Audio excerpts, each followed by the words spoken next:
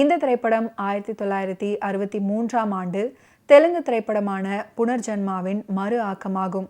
அது குல்ஷன் நந்தாவின் பத்தர் கே ஹோந்த் என்ற நாவலை அடிப்படையாக கொண்டது. எங்கிருந்தோ வந்தால் திரைப்படம் 29 அக்டோபர் 1970 அன்று வெளியாகி வெள்ளி விழா வெற்றி பெற்றது. அதுக்கப்புறம் இது சிறந்த தமிழ் திரைப்படத்துக்கான ஃபிலிம்ஃபேர் விருதையும் வென்றது.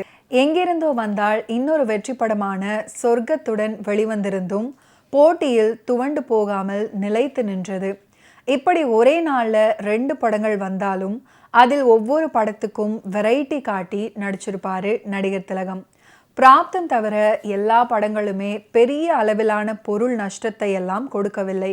இப்படி ஒரே நாளில் ஒரு நடிகர் நடித்த 2 படங்கள் இத்தனை முறை ரிலீஸ் ஆகி இருப்பது வேறு எந்த நடிகரும் செய்யாத சாதனை என்கிறார்கள் சிவாஜி அவர்களின் ரசிகர்கள். பித்து பிடித்த நாயகனை தன்னுடைய ஆளுமையால் மீட்கும் நடன மாதாக ஜெயலலிதா அவர்கள் நன்றாக நடிச்சிருப்பாங்க.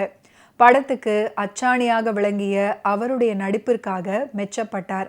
சிறந்த நடிகைக்கான ஃபிலிம்ஃபேரின் சிறப்பு விருது தொடங்கி பல விருதுகள் அவங்களுக்கு கிடைச்சது. கிலோனாவின் பாடல்களும் வெற்றி பாடல்களாக அமைஞ்சிருந்தது. எங்கிருந்தோ வந்தால் திரைப்படத்தை சீக்கிரம் படமாக்க பாலாஜிக்கு ஹிந்தி கிலோனா சினிமா சந்தையில் கிடைத்து விட்டாலும் கிலோனாவிற்கும் ஒரு பின்கதை இருந்துச்சு. குல்ஷன் நந்தா என்கிற பிரபல ஹிந்தி வெகுஜன நாவலாசிரியரின் பத்தர் கே ஹோந்த் என்ற நாவல்தான் எல்லாவற்றுக்கும் மூலதாரமாக விளங்கியது. வேடிக்கை என்னன்னா, இந்த ஹிந்தி நாவலாசிரியரின் கதை முதல்ல ஒரு தெலுங்கு படத்துக்கு பயன்பட்டுச்சு. படத்தின் பெயர் புனர்ஜன்மா. ஆனால் இந்த படத்தின் கதைக்கும் அதை தொடர்ந்து வந்த கிலோனா மற்றும் எங்கிருந்தோ வந்தாலுக்கும் ஒரு வேறுபாடு இருக்கு. பாரியா பர்துலு மற்றும் குலோகோத்ராலு ஆகிய படங்களின் தொடர் வெற்றிகளுக்கு அப்புறம் தயாரிப்பாளர் AV சுப்பாராவ் மற்றும் இயக்குனர் கே பிரத்யேகாத்மா ஆகியோர் பிரசாத் ஆர்ட் பிக்சர்ஸ் பதாகையின் கீழ் தங்களின் அடுத்த படத்துக்கான கதை குறித்து விவாதித்து கொண்டிருந்தார்கள். அவர்களை சந்திக்க வந்த ஒரு நண்பர் குல்ஷன் நந்தாவின் பதர் கே ஹோந்த் என்ற நாவலை பரிந்துரைத்தார். சுப்பாராவ் மற்றும் பிரத்யேகாத்மா 2 பேருக்குமே அதன் வழக்கத்திற்கு மாறான கருப்பொருள் பிடிச்சிருந்தது. அந்த நாவல் ஒரு முரட்டு பெண்ணின் மகளை பற்றியது.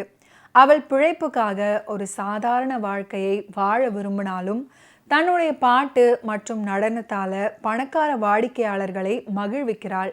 மனநலம் பாதிக்கப்பட்ட ஒருவரை குணப்படுத்த அவள் நியமிக்கப்படுகிறாள். அக்கினேனி நாகேஸ்வர ராவும் ஒப்புதல் அளித்தவுடன் சுப்பாராவ் அந்த நாவலின் தெலுங்கு உரிமைகளை வாங்கினாரு. இயல்பு தன்மையை கொண்டு வருவதற்காக பிரத்யேகாத்மாவும் எழுத்தாளர் ஆச்சாரியா அத்ரேயாவும் திரைக்கதையில் பல மாற்றங்களை கொண்டு வந்து புதிய கதாபாத்திரங்களை அறிமுகப்படுத்தி தீவிரமான ஒரு விஷயத்தில் நகைச்சுவையை புகுத்தினர். நாவலில் சோகத்துடன் முடியும் கதைக்கு மாறாக பிரத்யேகாத்மா கதைக்கு ஒரு மகிழ்ச்சியான முடிவை கொடுத்தது அவர் செய்த முக்கிய மாற்றங்களில் ஒன்றாகும். தலைப்பு பகுதிகளில் கதைக்கு குல்ஷன் நந்தாவின் பெயரை சேர்த்து பிரத்யேகாத்மா திரைக்கதையை எழுதினார். மேலும் அத்ரேயாவுடன் இணைந்து தலைப்பு அட்டையின் வசன எழுத்தாளராகவும் பணியாற்றினார். படத்தின் பாடல்கள் நல்ல வரவேற்பை பெற்றன. காதலி கயவனை மணக்க நேரும்போது நாயகன் பாடும் எங்கிருந்தாலும் வாழ்க பாடல், ஒரே பாடல் உன்னை அழைக்கும், மனநிலை பிறழ்ந்த நாயகனை மீட்டெடுக்கும் முயற்சியில் நாயகனின் தந்தை அழைத்து வந்த நடன பெண் விலகி செல்லும்போது அவளுடைய ஆதரவு கரத்தை ஆதங்கத்துடன் நாயகன் வேண்டும் ஒரு பாடல், நான் உன்னை அழைக்கவில்லை. தங்கள் சந்தோஷத்தின் சங்கீத ஸ்வரங்களை 2 பேருமே சேர்ந்து பிடிக்கும் பாடல், சிரிப்பில் உண்டாகும் ராகத்திலே. இந்த வகையில் MSV கண்ணதாசன் இணைவு எங்கிருந்தோ வந்தால் படத்துக்கு ஹிட் பாடல்களை தந்தது.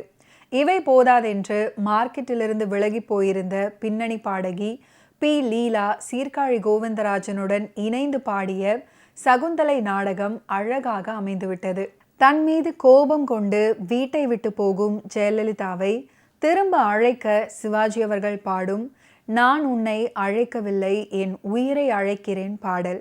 மெல்லிசை மன்னரின் ஷெனாய் ஸ்பெஷல் என்றால் அது மிகையல்ல.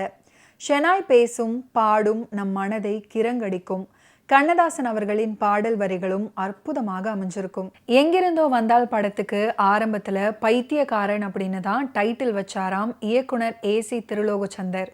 கமல் நடன உதவியாளராக பணியாற்றிய நடிகர் திலகத்துடைய படங்களில் இதுவும் ஒன்று. சிரிப்பில் உண்டாகும் ராகத்திலே பாட்டுல சிவாஜி அவர்களின் கமல் பாணி நடன அசைவுகளை பார்க்கலாம். ஜெயலலிதா சிவாஜி அவர்களை மனமாற்றத்துக்காக அழைத்து செல்லும் பிருந்தாவனம் பூங்காவில் TMS சுசீலா 2 பேருமே பாடும் சிரிப்பில் உண்டாகும் ராகத்திலே பிறக்கும் சங்கீதமே பாடல்ல சுசீலா அவர்களின் சிரிப்புக்கு மெல்லிசை மன்னர் சந்தம் அமைத்திருப்பது அருமை மட்டுமல்ல, புதுமையும் கூட. இயந்திரமயமான கனவு தொழிற்சாலையான திரையுலகம் ஒரு வகையில பார்த்தா ஒரு ரீமேக் ராஜ்யம். தமிழ்ல இது போல 1000 திரைப்படங்களும் நாவல்களும் வெளியாகிவிட்டன. எங்கிருந்தோ வந்தால்தான் எல்லாவற்றுக்கும் ஆரம்பம் அப்படின்னே சொல்லலாம். எங்கிருந்தோ வந்தால் படத்துல மனநிலை பாதிக்கப்பட்டவராக நடிப்பதற்கு நிறைய ஸ்கோப் உள்ள பாத்திரம் சிவாஜி அவர்களுக்கு. ஆனால் ரசிகர்களை வியக்க வைத்தது என்னவோ அதில் ஹீரோயினாக நடித்த ஜெயலலிதா அவர்கள்தான். வழக்கமாக ஜெயலலிதா அவர்கள் எடுத்து நடிக்கும் கதாபாத்திரங்கள்ல இருந்து சற்று வேறாக கொஞ்சம் அடக்கி வாசிக்கும் நடிப்பு மிக இயல்பாக பண்ணியிருப்பாங்க ஜெயலலிதா அவர்கள். ஓகே வியூவர்ஸ், இன்னைக்கு நிகழ்ச்சியில நடிகர் திலகம் சிவாஜி கணேசன் அவர்களுடைய ஃபிலிம் கெரியரில் நடந்த பல இன்ட்ரெஸ்டிங்கான விஷயங்களை நீங்கள் பார்த்து தெரிஞ்சிருப்பீங்க. மீண்டும் அடுத்தடுத்த எபிசோட்ஸில் சந்திப்போம். நன்றி, வணக்கம்.